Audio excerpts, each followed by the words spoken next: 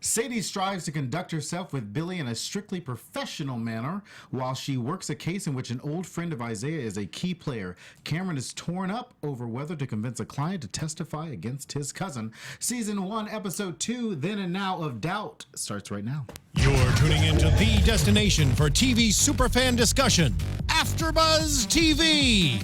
And now, let the buzz begin. Knock, knock, knock on heaven's door. Welcome to our home here at AFTERBUZZ, the after show for CBS's Doubt. I'm your host, Drexel Heard. You can follow me on Twitter at Drexel Heard. I am here with our wonderful Doubt panel. Hey. Welcome back, guys. Thanks. Hey, guys. I'm Hurlin, and you can find me on all social media at Hurlin. Hey guys, I'm Chae Jones. You can find me on Twitter and Instagram at Real Chae Jones. Hey everybody, I'm Timothy Michael. You can follow me on all social media platforms at I am Timothy Mike, I-A-M Timothy Mike. Be sure to use the hashtag ABTVDoubt to join the conversation on social media. Leave your comments below on the YouTubes. And if you're listening on iTunes podcasts or any podcast, leave your comments there. We will be sure to respond back to you. Yes. And be sure to follow AFTERBUZZ at AFTERBUZZ TV. So listen, what'd you guys think of this episode? Second episode of the season. Yeah, I think it was a good one. I mean, at the end there, wiping away the tears Really? slightly, It was that really pulled on the heartstrings. Like, why are you gonna make us emotional over here? So emotional. But yeah, I think it was all in all a good episode. Good. Sure. I agree. I was just, like, she saw me, I was just like, Yeah. I was like, what? What's going on? I'm actually about tearing up right now. I don't know what's going on in life. This is awesome. Oh my goodness, I feel like it it hit wasn't a stride. It wasn't This Is Us people. No, I really feel like it hit a stride for this episode. Like, everything was just amazing. We really got to see more of a dynamic between this cast. Yeah. And just how they interacted with each other. And I really loved it. Yeah, I feel like that this episode is a lot better than the first episode. I feel like they, as characters, have really gotten into their flow in the firm, in their cases. I feel like everything's working cohesively now. And speaking of the characters, I've, come back from my comments about Your favorite character? my favorite character. What's her name? Cameron, yeah. I feel like this episode, there was so much more depth to her character, and I loved her. I loved her relationship that she had with her client, and yeah, I think she's a goodie this episode. I think that there was more confidence in her character, which was missing for the first, and I thought that her character has definitely evolved from the first. And that's what we talked about last week, where, from the pilot to the filming of the second episode, things change. It's like when you go to see a Broadway preview versus when you see an opening night, things will change in between there. And so maybe the Doubt writers thought that Cameron's character could have a little bit more confidence, which is great. I was talking at the beginning before we got on the show with some people outside, and somebody asked me if this was more of a Laverne Cox vehicle or a Katherine Heigl vehicle, and I said, based on the way that the show is built right now, they're kind of equal. Yeah. And Dule Hill's kind of doing his thing. It almost feels like Dule Hill, who is as big of a name as Katherine Heigl, is kind of taking a back seat to these two characters. He's definitely supporting. And do you guys think that that's because Laverne Cox, because of the where we are right now, in real life, politically, with the trans community and the LGBT community, where if that wasn't the case, Laverne Cox do you think that would be as much prominent? focus? Would it be as prominent? I think so, yeah. I still think so, though. I think she's amazing. Yeah. And I really do. You are number one fan, I girl. am a fan. She has a presence. There's just something about her, like, just her as an individual, not her as her character. There's something just about her that you just, like, I kind of want to learn more. I want to know more about her. I also think it has less to do with that and more to do with, like, name recognition. Everybody knows Katherine Heigl because she's been on these networks, consistently. And then, Laverne Cox is just coming off of Orange is the New Black. So, I mean, it's really mostly about that and people responding, being like, oh, I want to watch Doubt because of that girl that's in Orange is the New Black, rather than, oh, I want to watch Doubt because of, the guy... The other black guy. Psych in the West Wing. Jeez, Louise. And if you want to go back to Heigl, because some people just have never seen West Wing. Some people have never seen West Wing, and some people have never seen Psych. So Heigl is a Universal movie. I'm assuming most of y'all have seen Heigl. If you haven't, please Educate your life in hoes. No. Educate your movie with life. Shia LaBeouf. Is that what you're talking about right now? Where they did I didn't know he holes. was in that. No, he was in the flashback with the teacher. Like they had a thing going, and then he got So killed. long ago. Okay, what If show you are we wanna doing, go guys? yeah, we're doing the Holes Doubt After Show. Education, guys. Education. So let's start with the episode. So this episode was broken down into 3 different cases. So let's start with the main case that we will talk about throughout the rest of the season, which is the Brennan case. We started out the episode opening up with a flashback to 1991. We see Amy, and then Albert kept pushing Billy on why he broke up. Why did Amy break up with him?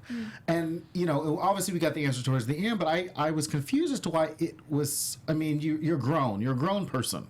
Why, you know what I mean? Like, you're on trial for your life at this point. Why do you guys think it was so hard for him? Why do you think the writers wrote it like that? Like, just tell them what it is. It depending on how you were in your teenage years, and if you, like, as he explained later, like, he tried so hard not to be that person anymore. He tried to be a better person than he was. Then that's something he also had to come to grips with before he can admit it. Like, he had to do that, like, okay, I'm getting grilled and I can't give the answer because I am lying, but not for the reason they think. Yeah, but you're a he grown wasn't person. really lying. He was really omitting. He was And omitting. I feel like that saying, once a cheater, always a cheater, has a little bit to play in this, because I don't think that he wanted Sadie to know that, he cheated on his girlfriend, because then that would just deflect his character as a man. And if he's interested in her romantically, then I'm sure that he would doesn't want wanna to know hear that. that, yeah. Right, you know what I mean? So I could see why he was omitting the truth. But, dude, and this I wrote down at least 5 times in my notes. This is a trial for your life. You need to put romantic things in the backseat. Yeah, 100%. And just to continue on with Billy, so he had another issue not only with his past but with his present in his professional life. He started out the episode with his first solo surgery, helping out a little boy, and then he basically gets suspended by his. I was like, where did this come from? And so, do you guys think that the hospital should have? Parents do have a right to their doctor, with their kids and stuff like that. Do you guys think that it was a fair thing for his boss to say, hey, look, we know you're the #1 doctor, you're like the Dr. Shepard of the hospital, but... Yeah, no, I don't think it was fair. I don't think that was fair at all. He's such a respected and qualified doctor.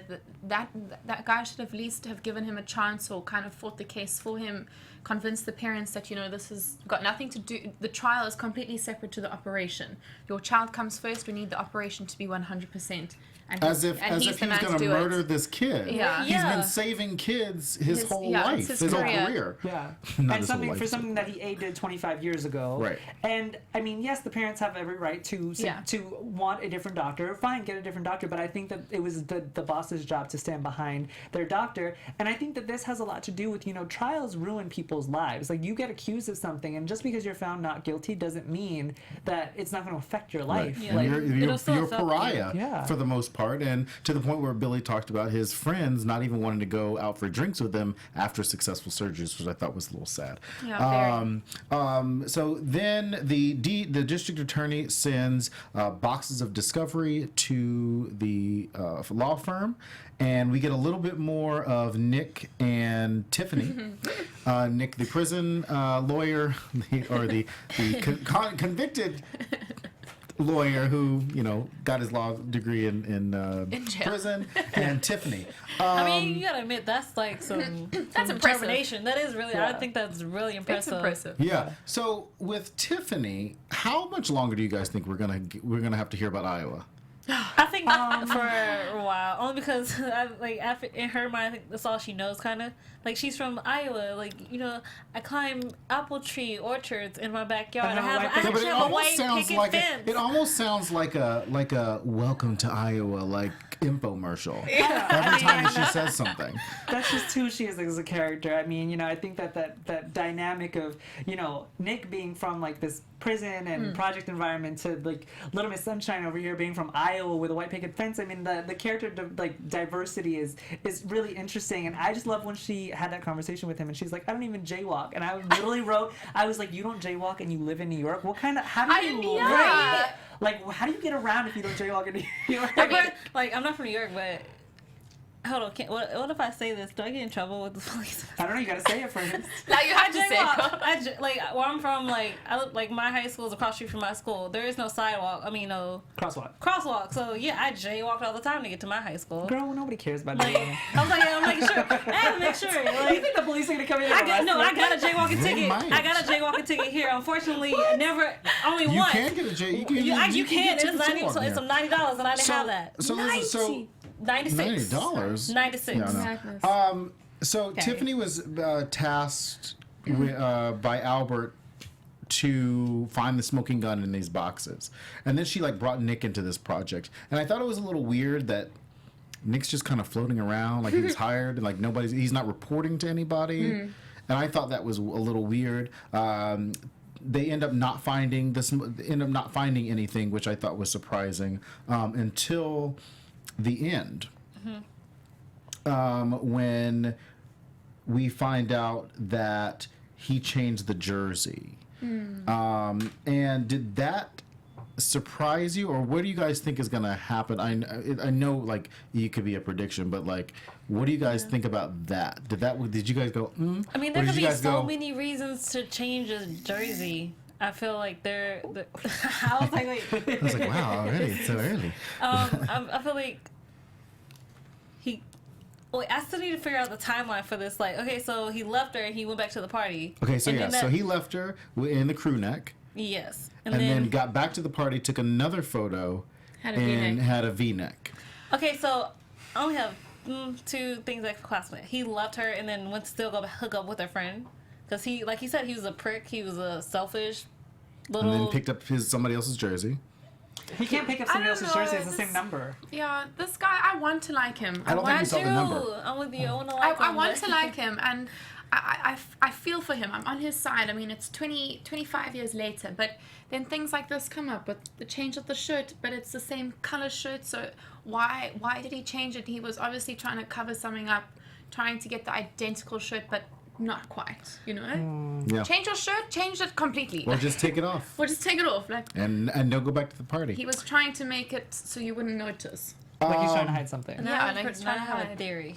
So I guess we'll find out more about what happened. Obviously, the last thing we found out was why, like you guys said earlier, that he slept with Amy's best friend, and that's why she broke up with him. Like, I was like, out of all, he built this whole thing up for it to be like this stupid high school thing. 25 years ago. 25 years ago. He I'm like, was a dude. stupid high school. Yeah, but this is what I mean. He's still. I get the reason why he's fighting for his life. I really do. But people are weird individuals. But he's a stupid high school student, but now he's a man, and now he's a stupid man because now he's literally trying to put his romantic feelings above his own life. And this is what I don't understand about his character, and this is probably why I'm not connecting with his character, because at some point, you literally have to put everything aside and just go, This is the story. This is my life. I need you to do a job, and I need you to be 100% focused at your job, but you can't do that if I'm making a move on you every second by stalking you in bars. Yeah, he's kind of irrational, and he jumps to things like, okay, fine, do my blood test. Okay, fine, this is the story. Kind of just But do you guys barging in think the that has a office. lot to do with the fact that he is also like he's a leader at the hospital. He's a surgeon.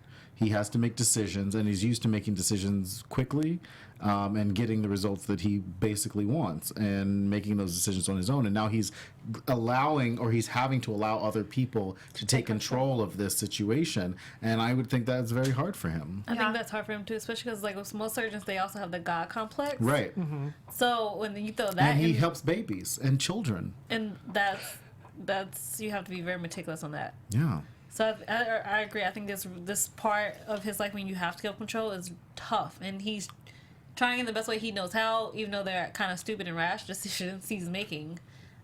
I think we're gonna have to just see Yeah, it's how really if he can slow it down a little Yeah. bit, at least like on the romantic side. Because I'm like, dude, your life is on the line. You need to stop that. That's a priority. But I mean, even putting the romantic feelings aside, like Sadie wouldn't go into an OR and outrank him. And that's or what make Albert decisions. said in the first episode. Right. Yeah. So it's like I wouldn't expect him, even if he does have a god complex, as most surgeons, as you point out, do. I think that he would be smart enough to realize that this is not his territory. So Albert wasn't a lot in this episode, but he did have, to me, a significant part when he took Cameron to see Hamilton. So then the first question is, who turns down a ticket to Hamilton? No one. First of all, who has an extra ticket to Hamilton?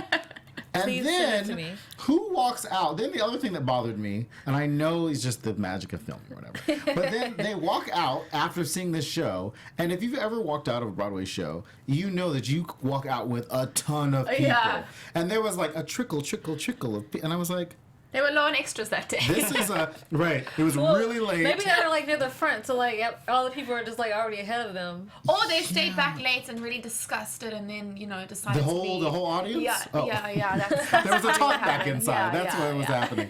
But I thought that was really sweet that he took Cameron, and that probably she was his first choice, even though that Sadie made it like, you took Cameron. Yeah. I think that I would think on some level that he wants to connect with Cameron at some point. Yeah. I I like think that. that, I mean, Cameron wasn't Albert's first choice, and I think that's what I really liked about that whole Hamilton situation, was that Sadie made it a point to say, oh, you broke up with Gemma, and now Sadie's not talking to you, so I'm your backup plan. She's and like, I'm feel speaker of the house. Well, Cameron I said that, love that. Yeah, Speaker of the and house. I, That yeah, was and a I was good like, one.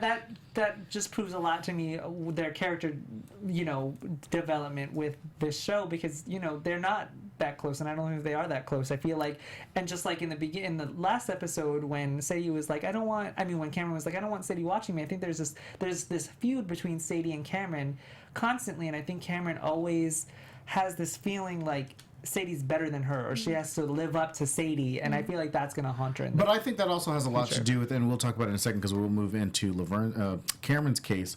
That also has a lot to do with the fact that Cameron had that view of Isaiah, and then we come to find out that Isaiah basically raised Sadie. So now Cameron is having to look up to somebody that Isaiah had been raising this whole time. So yeah, I think on some level, Yeah, I like that. she has been, kind of following in Sadie's footsteps. And she feels like she's like the stepchild a little And bit. she does feel like the stepchild a little bit. So let's move in. Oh, and I was just going to point out the fact that Cameron is really the only one. Cameron and Albert are really the only ones that do what with the classic walk and talks. Yeah. Which I think is really cool. So Cameron has her case, which is the Daryl Smallins case, which was when Daryl was 19 years old. He was basically in the wrong place at the wrong time. It's tragic. And, he was in the car with his cousin. His cousin pulls out a gun, tries to shoot at somebody, then misses and shoots an innocent bystander. Did you guys think that was a good case for Cameron? Because I'm still trying to figure out what kind of cases these people are taking. Well, from what I understand, Roth and Associates is about like being freedom fighters. Like like when she said he took the case for the Black Panthers. Like he believes in fighting for the people versus just anybody who has money. Right. And I think that's an amazing thing, for especially a defense law firm, to be about. And it's always hard being a defense law firm, because as a prosecutor, you could pinpoint what angle you want to go with, but whereas a defense, firm, you really have to stretch, It's your job. You have to prove the case. Yeah, well, exactly, and it's not easy. So I mean, Actually, no. The burden of proof is on the prosecution. It is, but at the same time, sometimes the burden of proof is easier than to defend somebody, because you are defending somebody you don't know, and it's I feel like it's harder, especially in this case, because Cameron's character had such a connection with the person that she was defending. Right. So let's talk about that connection real quick. So the district attorney really pushed Cameron to take the deal, which was to basically turn on the cousin in exchange, basically to have witness protection and kind of go out. Would you guys have taken that deal? Oh, it's a tough one. Yeah. That is a tough one. It was like when she was having the walk with Albert, and she's like, when you're 21, you see things totally different when you see things when you're 22 and 23 and 24 and 25, and it's just your perspective just changes every time, every year. And at 21, if that was me, because I did kind of grow up in a rough area in life, I just refused to let it define me at the same time. So if that was, I would have took the deal. I'm like, if I don't have to go back to end up dead in a week, I'm gonna take the deal. Yeah, it was. I didn't do anything But wrong. they didn't even make they just. I don't remember them saying, "Oh, we'll relocate you." In the first part of the deal until I think they brought it later. she negotiated that. negotiated that Yeah. in there for him because she, like, everybody knows, in a bad neighborhood, you snitch, you gone. Yeah. Would you have taken the deal? I think I would have. Yeah. I think it's a great now new path for him to start his life again. Maybe make some new friends, make better life decisions because he's 21. He's got his whole life ahead But I of mean, him. but at the same time, like, better life decisions is really tough because you go in trusting your family and you don't know what's going to happen. And he walked into a situation that he had zero clue what was going to happen. Which is why he should have taken the deal, because like he said on the on trial, he was literally talking to his cousin about going to school and cooking. Yeah. And, culinary school, right? Yeah, and then all of a sudden he pulls out a gun and shoots somebody. Like That's not something you do to somebody that's family. I'm sorry, sometimes blood isn't always thicker than water. Right, which is exactly why I probably would have taken the deal because, he knew that his cousin was wrong. His cousin knew that he was wrong. Like, you could have easily had a different outcome in that, and I think it's a lot to do with what Chae says. You have a different outlook in life when you're 22, 23, 24, and you don't want to be sitting in a prison cell going, I No. should have taken that deal. Yeah. One of I mean, that was a pretty cut and dry case. I mean, that was really quick, cut and dry case. He ends up taking the deal, gets relocated to Arizona. So one of the really other side stories, a part of that block, was Tiffany.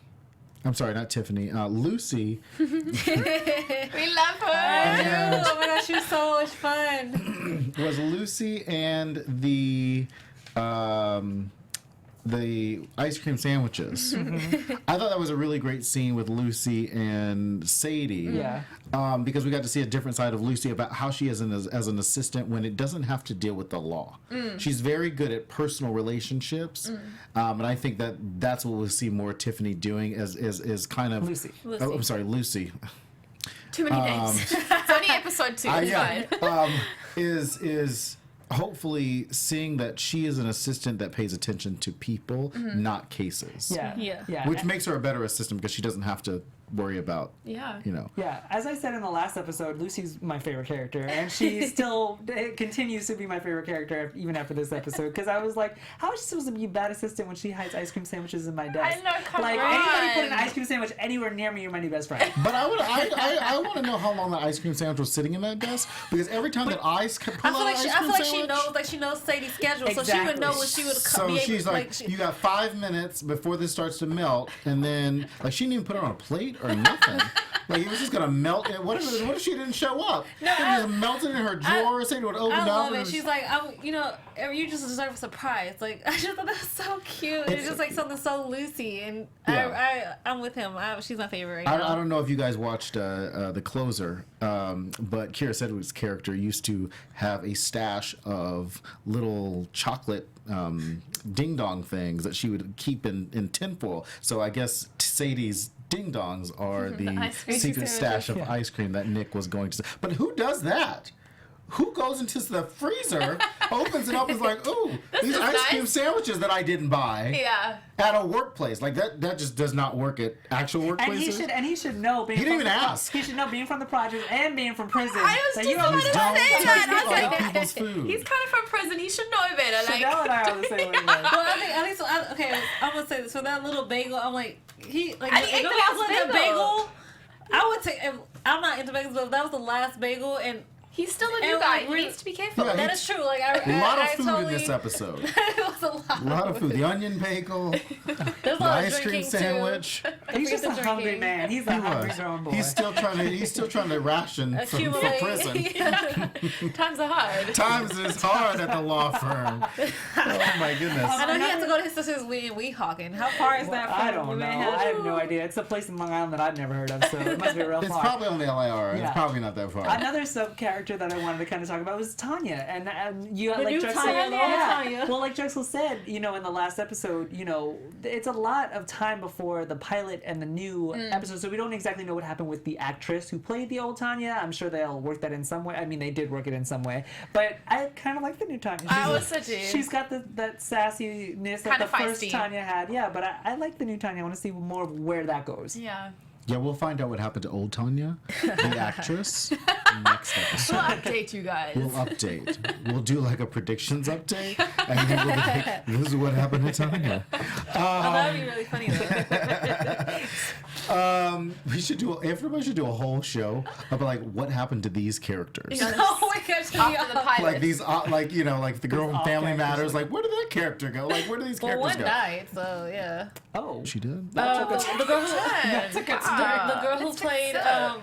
Steve Urkel's girlfriend for the longest time. I'm like, no, it started with M. But the Myrtle. Myrtle? no, that was the alter ego. Oh. Guys, I watch don't know. that show. But one of the Myra. Myra. She died. And then she Oh. died like like 99. Oh. Yikes. Well, that'll be on the what happened to Sure. show. The third case was the Jonah Parks case, the retired judge who was a friend of That was Isaiah. so- So yes, this was a very. This reminded me this is a SVU scene for me. Because it was that good. Like, it Yeah. reminded me of like a really sad case that an SVU like moment would happen. It was it started out as a rape trial, but then they didn't actually bring up rape as much later on in the cross examinations and things like that, because it did become a more love story. And I think that's how Sadie pivoted the whole thing, which I thought was really cool. So basically, Jonah and his wife Gina, who has Alzheimer's, were getting their groove on. And the kids walked in and they wanted him to stop, and because they thought it was hurting them. Well, how did you guys? Obviously, you guys felt emotional about Yeah, it. very. Very. But what do you do in that situation as a kid when it's obviously their stepdad, so obviously they had some feelings about that. And your mom, and you want to protect your mom, but you don't understand the love that they have, like the love that your parents have, or your stepdad and your stepmom and your mom for that. But you then take them to court.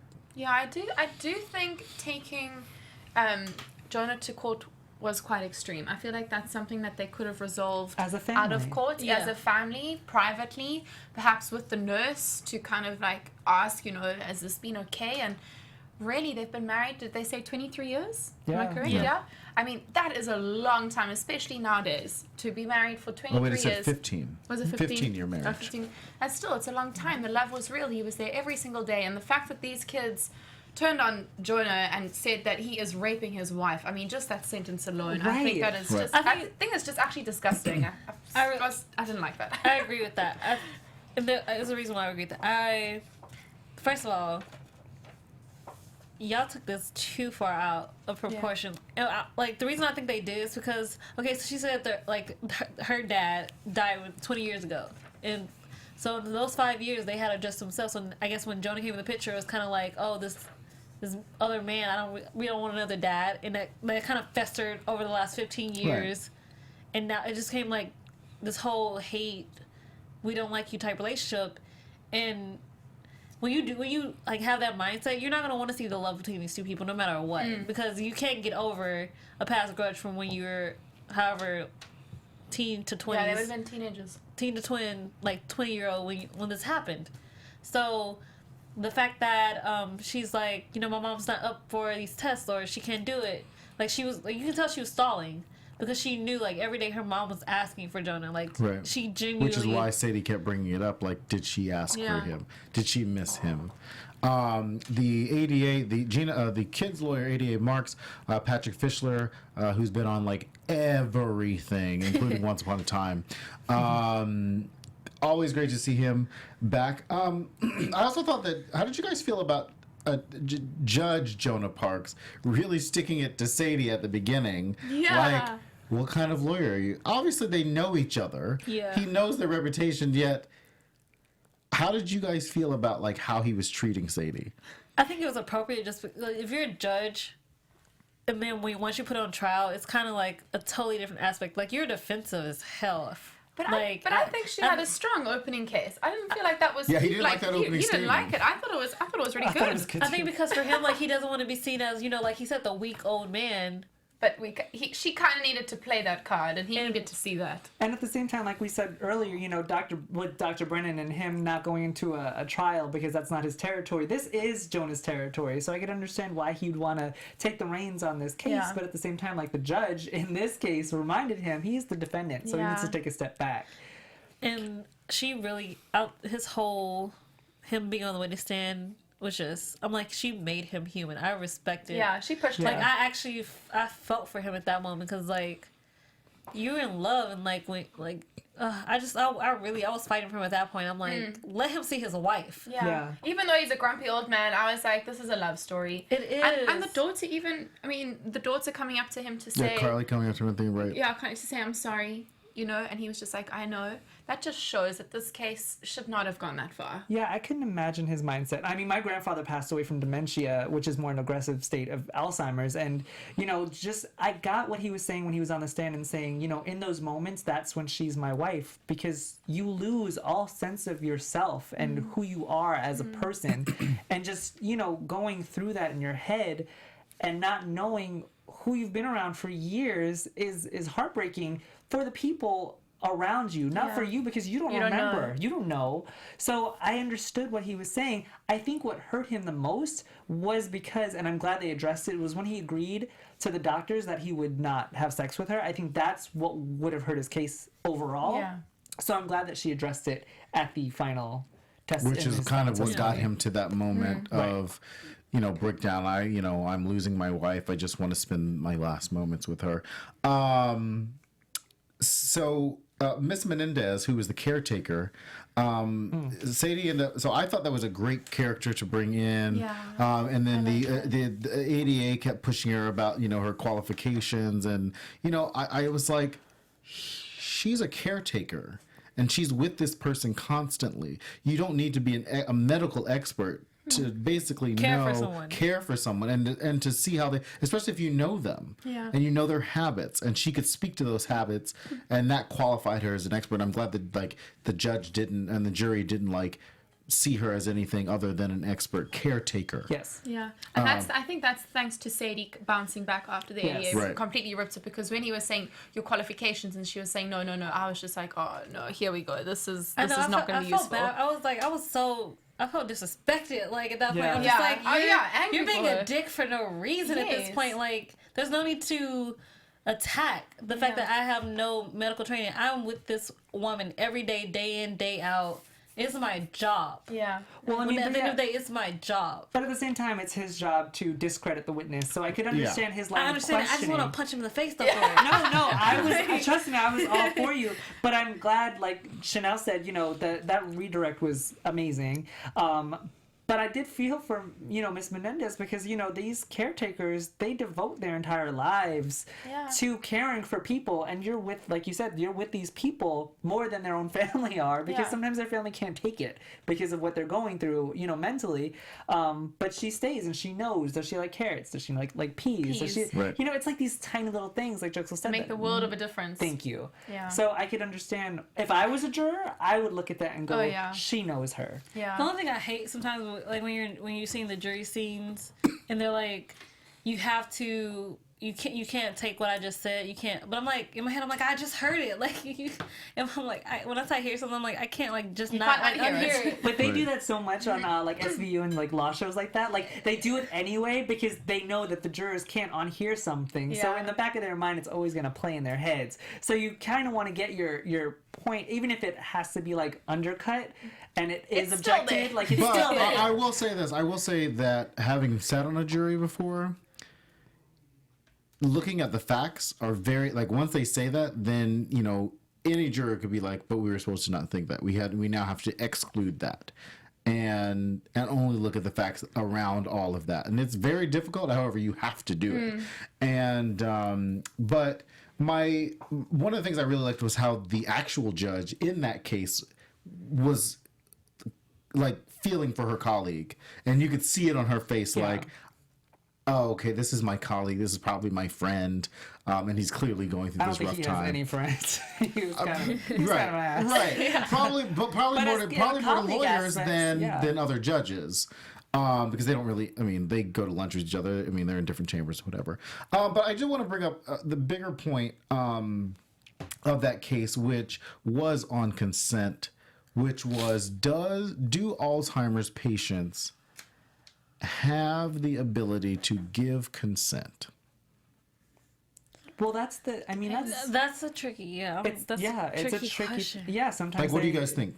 Well, also, like, I can't remember now. This is probably bad because I should remember my facts. But the answer would have been different had the doctor done the check on her 2 weeks earlier, or maybe not. Yeah, or maybe not. But the possibility of it being different is there. So I think it really depends on the case, and it's just unfortunate that the doctor wasn't able to check her the 2 weeks earlier, probably because of the daughter. Right, but that goes back to the question, which is, when you're lucid, and then you can give consent. Like, at what point does your ability to not give consent get revoked? Well, I think it's still case by case, only because like the caretaker said, when he's around, she is the happiest. She's like, there's like a light, there's like a switch. Like, even if her mind can't, like, some part of her still remembers him, like, longs for him. Right. I think in that instance, that is the consent. She's not saying no. Tim, what do you think about that? Well, I think Chae is absolutely right, and I think that's why Miss Menendez drove that point home, because if she didn't like it, if she didn't want it, she would have made it known in some kind of way. So I think that goes with all rape victims, really, because even if you're drugged or just completely out of it, the next morning something was off and something wasn't right. Right. So when it comes to mental, like, that you still have that, like, but can you give consent? I understand that, but while it's happening, Miss Menendez was right outside the door. She said that when he came over, she was happy to see him. Like, she knew what was going on. Okay, so then my question to that point, and on the Menendez point, which is, the judge had agreed with the doctors not to go in there. Do you guys think that the caretaker, who is under the direction of the doctors, and that facility was in dereliction of duty because she allowed that to happen? No, I think as a home health aide, I think as a nurse, you have to make the best decision in the moment. But she did it multiple times, and the judge had already agreed. What's best for her, the person she's taking care of, not for, like, because everybody was saying that this shouldn't happen for but if that was the one thing that was making her happy, right, she would choose to make her happy. Yeah, the doctors don't know her like she does as the caretaker. Right. She's got that personal connection. Yeah, because the doctors see her, once a month? Yeah. Once every 2 weeks, and maybe? She could be having a good day, she could be having a bad day. Exactly. And if he's the one that calms her down, then she should have a right to that. Yeah. Well, we definitely want to know what you guys think about where consent lies in that, because this is a case that these are things that probably will come up in our lifetime at some point with people we know or whatever. But there are other, so definitely use the hashtag ABTVDoubt and let us know what you think about that. But I also want to bring up just some tweets about the show that have come up. At Beaslama, Beaslma Marcy, with the Auburn logo, says hashtag now watching last night's Doubt CBS, mostly because of Dule Hill, but also because the show has me hooked, which is great. See, Dule Hill's getting some love on the on the Twitter. At Diane164 says, caught up on Doubt CBS. Billy had better be able to explain that jersey. At Stephen Pasquale, please tell me you can explain that jersey. Yeah, Stephen I agree. Pasquale's like, I don't know, dude. That was the kid that played me to it, 15 years ago. And at Tony T. Phelan, who's the writer, director, and executive producer, says, guys, you're not going to believe what happens next. See you in 1 week for episode 3. Questions will be answered. #doubt.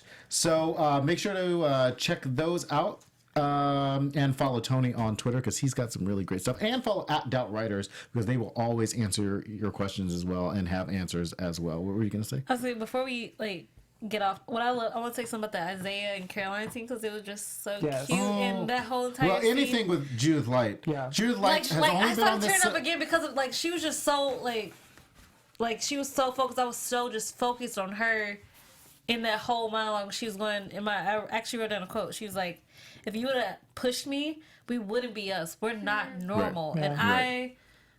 it just when you say it makes so sense because the decisions you make for whatever reasons they will define you later. Right. And if we weren't the people we were, we still wouldn't be us. We will still be in love 34 years later. Right. They're still in love. I found that amazing. And one of the things that I loved about that scene is that it also brought it full circle back with the deals. And, did you regret taking the deal? That's the second or third time that we've talked about deals this episode with the Daryl case, the Jonah case, the Billy case. Everybody's trying to make a deal. And obviously Carolyn did not take the deal. I also like the fact that they're finding a pattern for the show and they're always maybe bookending the show with Carolyn's scenes. Yeah. I like ending on her notes because Judith Light is such an amazing actress that she just how bad the episode might have been, not that this episode was bad at all, but she will always redeem it because she's so phenomenal and their scenes are so gut-wrenching that I'm really excited to see her and Isaiah's character develop. I'm hoping they do maybe some flashbacks. I think that'd be cool. Oh, that'd be so cute. Maybe see some young actors play Judith Light. Yeah, something or just like that. Judith Light playing a young Judith Light. She could do it. Yeah. She could do it. Okay, so obviously Tony said there's big things happening next week, so that's going to take us right into this week's predictions. Oh. And now, We didn't have predictions. I have a theory. No. Yeah, We let's didn't hear have your theory. You've predictions had a last theory week, since so- the beginning of this Yes. episode. Only it was because of what you said about the reason he could possibly have changed jerseys. Mm-hmm. And I think my theory is, okay, so let's say he loved her. He didn't kill her. He left her. And for some reason he felt guilty, so he came back. He found her. But he got the one he was wearing the crew neck I follow dirty. you. He went home, changed, went back to party, pretend everything's okay. As to not implicate himself, which is why it's still so painful for him to see crime scene photos to actually be in Gramercy Park. Which we saw him. So obviously he wouldn't have known. He left her.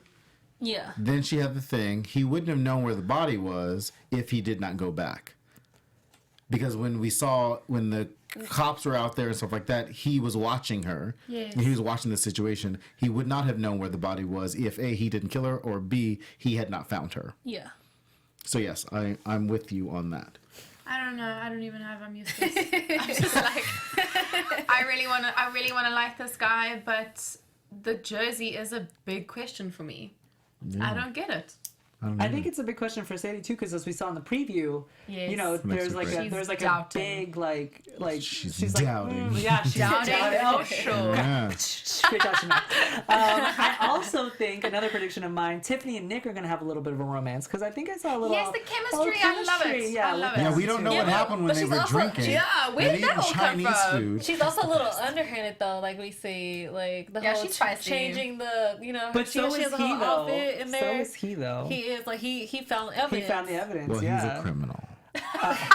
He is a reformed. We're not bad gonna forget person. that, Nick. I'm not gonna say criminal because he's so sweet. Like I was just like he was a kid who made dumb decisions and decided while he was in prison to actually do something right. good. Yeah. Another thing that I wanted to point out is because last episode we had said that, you know, Sadie was always just going to be doing the Brennan case, and then Cameron would be doing other cases. But I'm glad that they're taking a turn and giving Sadie other cases, especially ones like this, because I feel like that's going to keep us interested and really a challenge for the amazing writers that, you know, tweet, coming up with all these different cases to, like I said, keep us interested.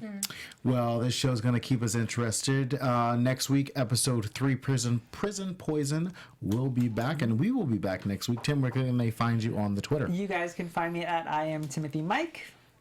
Hey guys, you can find me at Real Chae Jones on Twitter and Instagram. You guys can find me at Chanel Hurlin on Twitter, Facebook, and Instagram. And follow me on Instagram and Twitter at Drexel Heard, and talk to us using the hashtag ABTV Doubt, and follow AfterBuzz on Twitter at AfterBuzz TV. And we will see you all next Wednesday. Bye. From executive producers Maria Menounos, Kevin Undergaro, Phil Svitek, and the entire AfterBuzz TV staff, we would like to thank you for listening to the AfterBuzz TV network. To watch or listen to other after shows and post comments or questions, be sure to visit AfterBuzzTV.com. I'm Sir Richard Wentworth, and this has been a presentation of AfterBuzz TV. Buzz you later. The views expressed herein are those of the host only and do not necessarily reflect the views of AfterBuzz TV or its owners or principals.